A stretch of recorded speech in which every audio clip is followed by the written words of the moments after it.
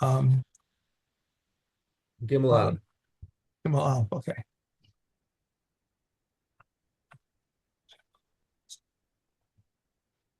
Here we go. Oh, come on, come on, come on. Come on. Okay. Gimel Aleph. If one leaves a jug in the public domain and someone else comes along and stumbles over it and breaks it, he's exempt. If he is injured by it, the owner of the jug is liable for his injury. If one's jug broke in a public domain and someone slipped on the water or was hurt by the shards, he is liable. Rabbi Yehuda says he is the attendant, he is liable. If he did not attend, he's exempt. One spills water in a public domain and someone else is injured by it, he is liable for his injury. If one hides thorns or glass, or if one makes a fence of thorns or a fence that fell into a public domain and others are injured by them, he is liable for the injury. If one puts out his straw or his stubble into a public domain to become fertilizer, and someone else is injured by it, he is liable for his injury, and whoever seizes it requires it. Rabbi Shimon ben Gamliel says all who litter the public domain and causes damage are liable to pay, and whoever seizes them first acquires them. If one turns over dung in a public domain and someone else is injured by it, he is liable for his injury. Okay. Okay. Shnei Kadarim. Two guys carrying pots. Now, we just ran, we choose arbitrarily the profession of potters because they're people who carry stuff through the public domain and do have fragile wares. Right. So these two potters are both walking in the public domain, Zeh achar zeh, one after the other. V'niskal harishon v'nafal, and the first guy trips and falls. Okay, that's just him by himself. We don't get involved in his issue by himself. But what happens is he's still picking himself up off the floor, and the second guy comes and trips on him. Okay, now who's the mazik over here? The mazik is the guy who fell first. Now, even though it was an accident, nonetheless, we've learned this before that Adam muad leolam. If he is the mazik, it doesn't matter how he does it, whether it's shogeg, mazid, Right. it's just like he was sitting there being an obstacle in the Rishus Harabim. The guy behind him didn't have to suspect that there was somebody lying on the floor. Now he's tripped. And so the second guy, the first guy who fell has to pay for the pots that got broken once the second guy tripped on him. Okay. So one guy's carrying a barrel.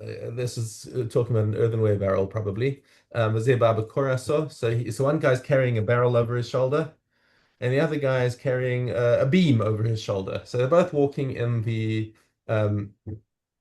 both walking in the Rishus Harabim, but they're walking towards each other. So the guy so neither of them is paying particular attention, and the beam goes into the barrel and smashes the barrel. They both had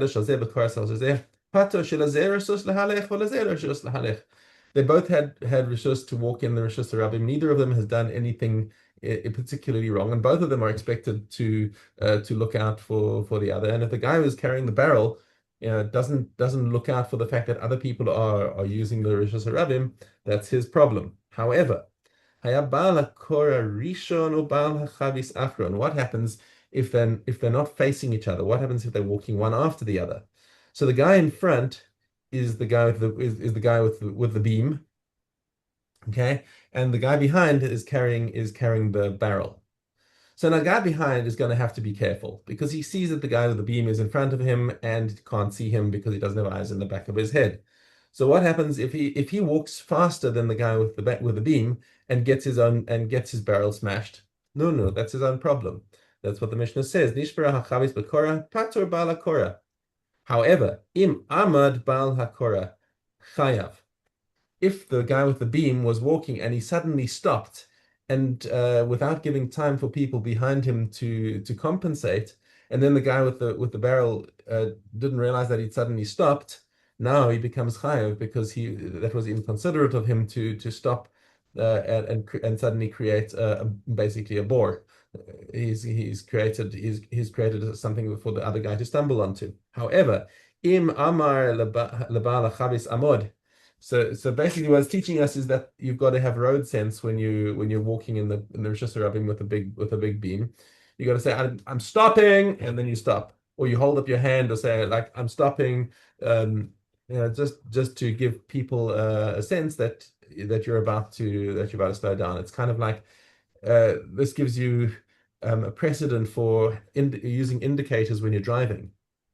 Actually, now that I think about it, that's actually a very serious precedent for giving indicators if you're driving. That if you're driving on the road and you want to turn right, and that you have to put your indicators on. And if you don't put your indicators on, it would seem that the guy driving behind you, if he rear ends you because you slowed down and didn't put your indicators on, it's the guy in front's fault for not saying that he was going to slow down. That would be my interpretation of the Mishnah over here, is that if you apply the Mishnah to a driving situation, that's exactly what's happening. That you both Never, tzaddikim. If the guy behind you, your standard case is if the guy behind rear ends, it's his own problem. He's the guy who caused the damage. But if you fail to indicate, the guy who failed to indicate is the one who's caused the problem. So let's see that again more in the Mishnah. And I'm actually quite entertained by this now that thought about it. Um, never see the deal. Because similar situation over here. If you reverse the position, so yeah, bala chavis rishon, the guy with the barrel is in front. Bala kora acharon nishbara chavis bekora chayav. Now, if the guy with the beam is walking faster and he comes and smashes the guy's barrel, he's chayav. He's the one who walked into him. The im amad bala chavis patur. But if he suddenly stopped, then he's the one who's at fault. The im amar lebala kora amod chayav. And it says this is not just about beams and barrels, it's also about a candle and flax. Because if the candle sets fire to the flax, who's responsible? I'm absolutely, and now that I think about it, I'm like absolutely sold on this idea that this Mishnah over here is talking about traffic. If you're driving, if the guy in front has to, that's why also look, you have brake lights. Maybe it may be that brake lights are enough to putter you if you're slowing down. So maybe it's not just about indicators because brake lights also say, as the Mishnah says, I'm slowing down. So then the guy behind you would automatically know that. But let's say your brake lights are malfunctioned and your car is therefore not roadworthy. So if you suddenly slow down and it doesn't show any brake lights and the guy behind you hits you, then it's the guy in front's fault. Okay. Shnayim shehayu mahalchin b'rshus harabim. Um, if there are two guys who are walking in the Rishus Harabim, echad ratz echad mahalech, or shahayu shnehem ratzim. Ve'hiziku zeh shnehem peturim. So people are allowed to use the Rishus Harabim however they want, and even if one guy is running or both of them are running, there's no everyone is entitled to use the Rishus Harabim, and therefore they have no claims on each other. Now, interesting. I wonder if שלא הסכמנו להחזיק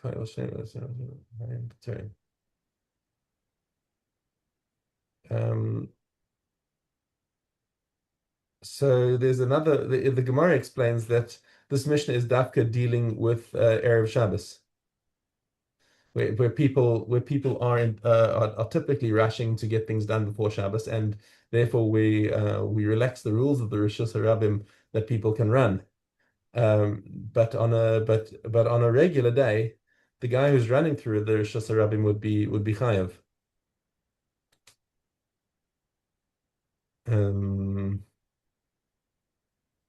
Yeah. Sheamus Mishna Haratz chayav. Yeah.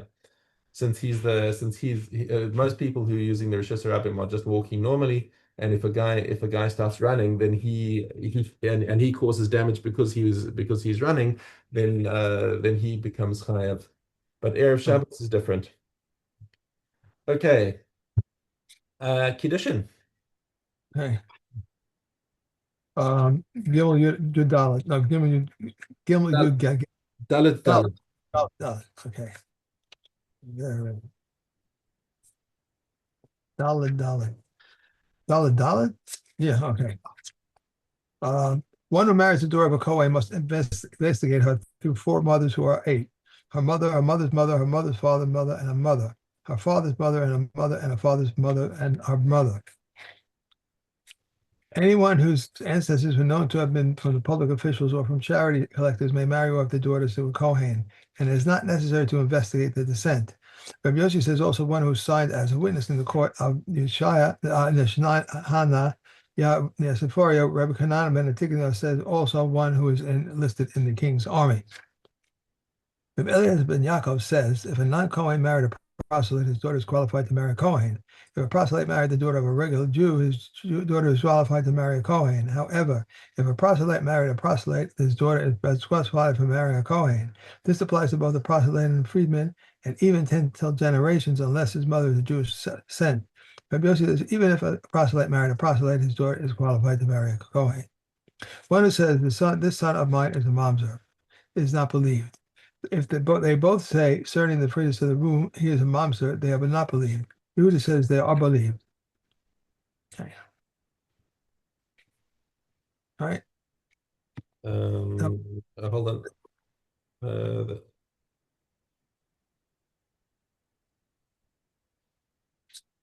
Wait, where's the bit about the believed? Hold on, which I've lost my place actually. Where were you reading now? It should have been Zion, Olive Zion, but I skipped it. Okay. One who says this son of mine is a mamzer. Hold on, just stop a second. You've gone way far. I think you must have Right. skipped. You must have skipped one. Look, did you do Mishnah Vav, Bas Chalal Zachar? Yeah, I did that. Okay. No. Daughter of So, a male Kahala is disqualified from marrying a Kohen forever. If a non-Kohen married a Kahala, his daughter is qualified to marry a Kohen. If a Kahala married the daughter of a non-Kohen, his daughter is disqualified from marrying a Kohen. Rabbi Yehuda says the daughter of a male prostitute is like the daughter of a male Kahala. Rabbi okay, Elliot, that's it. That's it. okay, it's my mistake. Okay, no Did you- worries. Gittin Dalad Aleph. okay.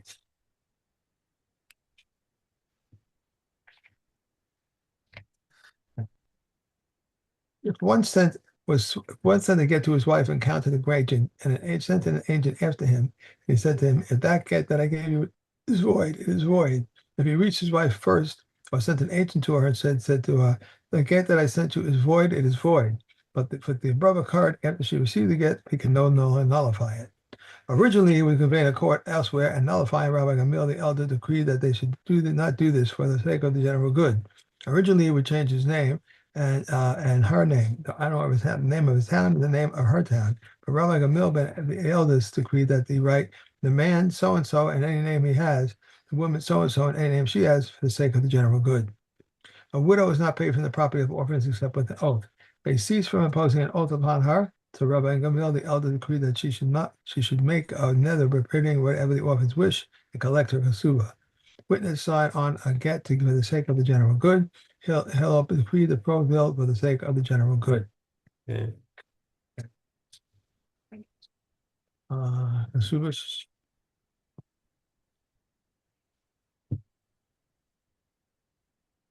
So it should be Het Aleph. Chesubas should be Tes Hey. Tes Hey. Yeah. Nice. By the way, I see what you mean that the Mishnah you were talking about the schedule of Mishnayos on my website. I also Right. see it's down. I've been messing around on my server, so I think I must have taken it down by mistake. Okay. If he wrote to her, I have neither a vow nor an oath upon you, he cannot oppose an oath upon her, but he can oppose an oath upon her heirs or her successors. If he wrote, I have neither a vow nor an oath upon you, your heirs or your successors, he cannot oppose an oath upon her heirs or her successors, but his heirs can impose an oath upon her heirs and her successors. If he wrote, neither I, my heirs, or my successors have a vow or an oath upon you, your heirs or your successors, neither his heirs nor his successors can impose an oath upon her heirs, or her successors. If she went from her husband's grave to her father's house, or if she went back to the father-in-law's house, but it was not made an administrator, the heirs cannot compose an oath upon her. If she became an administrator, the heirs can impose an oath upon her concerning the future, but they cannot impose an oath upon her concerning the past. If a woman impairs her ketubah, she is not paid except with an oath. If one witness testifies against her that she is paid, she is not paid except with an oath. From property of orphans, from assigned property, or to his absence, she is not paid except with an oath. Okay. Mixed up. Erevin. Erevin. Um, It should be on Hey Gimel.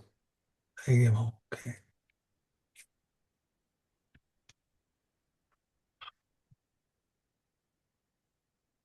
Similarly, three villages form a triangle. If there are 141 and one-third cubits between the two outer ones, the middle one causes all three of them to become as one. We may not measure except with a 50-cubit rope, neither shorter or longer. One may not measure except with a rope opposite his heart.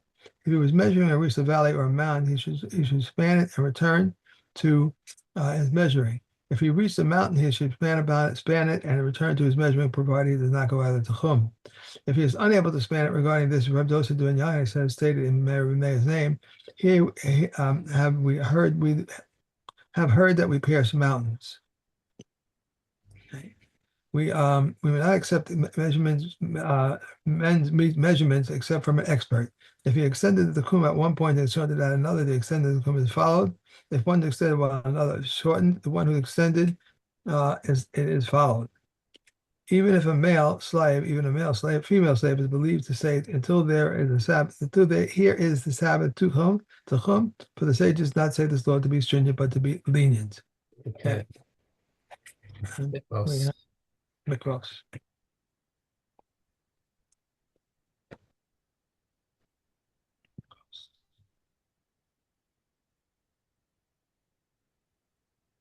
Um, am I right? Yeah.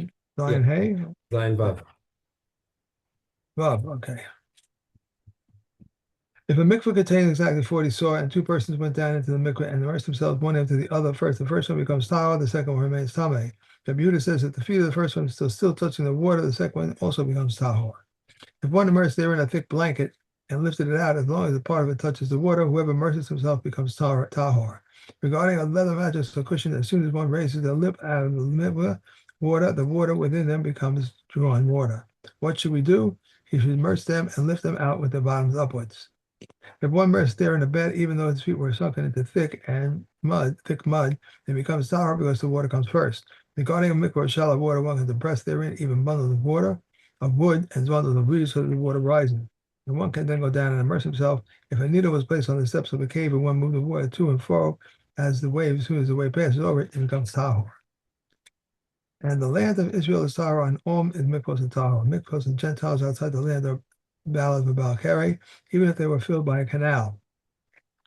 Those in the land of Israel outside the town gate are valid for Nidos, but those within the town gate are valid for Balkari. However, all are invalid for all for others who are Tameh. Rebellion says those near a town or a road are deemed Tameh because of washing clothes, and then those distant are deemed Tahor. Okay. And last, we have Kulin. Yep. Okay.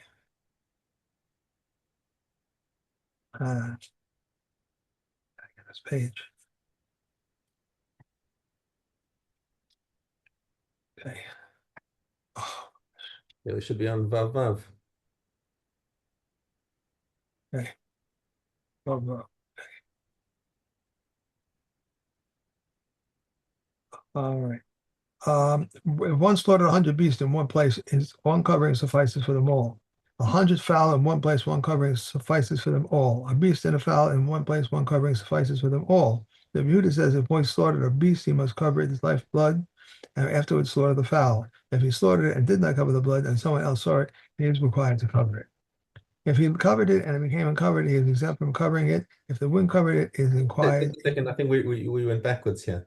We're meant to be on Vav Vav. That's Dam Hanitaz, blood that got sprinkled, that got sprayed. Right. If blood mixed with water or it has the color of blood, he is required to cover it. Not Dam that mixed with blood. That's hay. You want to be on Vav. Next one.